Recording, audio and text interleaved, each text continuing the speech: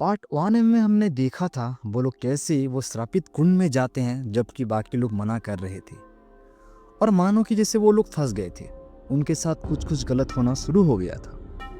और पार्ट 2 में हम देखेंगे आगे क्या होता है। तो चलिए स्टार्ट करते हैं। हमने अपनी डॉक्यूमेंट्री शुरू किया था।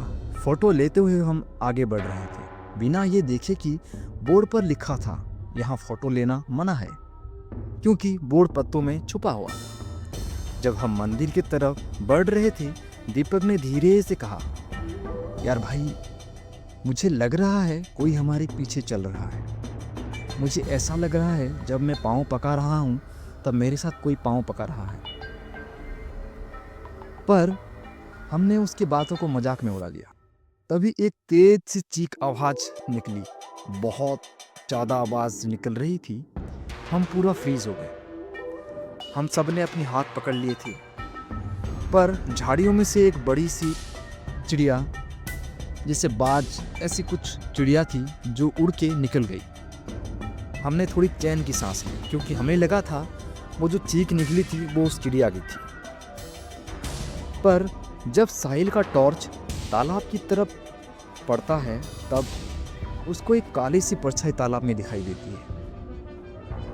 उसको लगता है कि वो हमें ही घूर रही थी और फिर पानी में डूब गई। साहिल का चेहरा सफ़ेद हो गया, पर उसने कुछ हमें बताया नहीं क्योंकि उसने सोचा अगर मैं इन लोगों को बताऊंगा तो ये लोग खामखा मेरी मजाक उड़ाएंगे। पर उसी के बाद ही जब हम मंदिर के पास आते गए, छोटी छोटी सी अजीब सी चीज़ें होने लगी थी।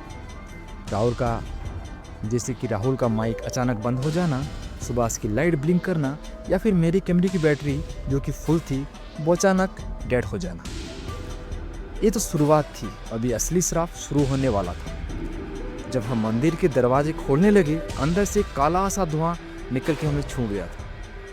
एक अजीब झिलमिलाहट आंखों ने हमें घेर रखा था, जैसे कि हमने कुछ देख लिया था। फिर सुभाष का पांव फिसल गया और वो गिर गया, और वो जिस जगह पे गिरा था उस जगह पर कुछ बकरे की सिर, कुछ हड्डियां ऐसे गिरी थी और कुछ रिचुअल्स करने वाली सामान गिरी थी। हम सबकी सांसें तेज हो गई थी। मंदिर के श्राप जैसे कोई कीमत मांग रही थी, पर असली कुर्बानी अभी बाकी थी।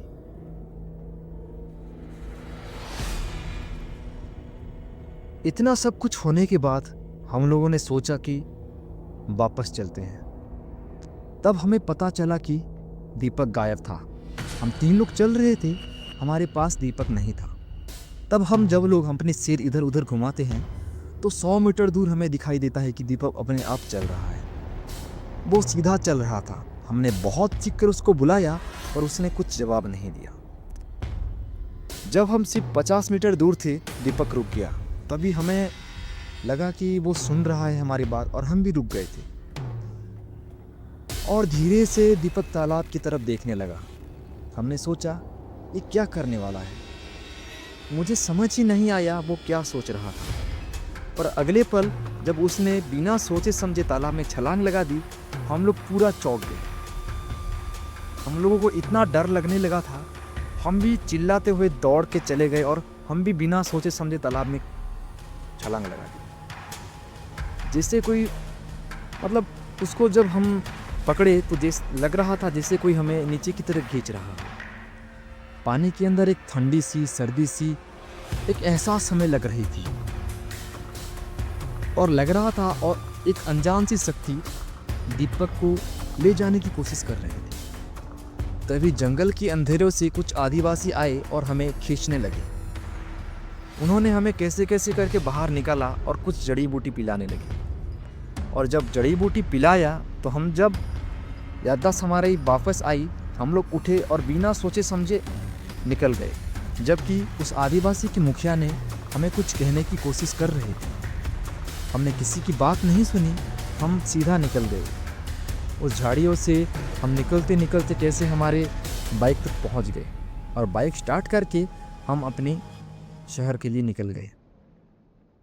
पर दोस्तों, इतने में भी कुछ ख़त्म नहीं हुआ था, क्योंकि हम लोग खाली अकेले घर नहीं आए थे। हम वहाँ से कुछ ऐसी चीज़ें भी हमारे साथ लेके आए थे जो कि हमें फ्यूचर में हंट करने वाली थी। आखिर दोस्तों, जब ये लोग घर आ जाते हैं तो उसके बाद क्या होने वाला है, ये जानने के लिए सब्सक्राइब करके रखिए। एंड वीडियो थोड़ा भी अच्छा लगे तो लाइक शेयर एंड सब्सक्राइब करके रखिए। Thank you. तब हम जब लोग अपने सिर इधर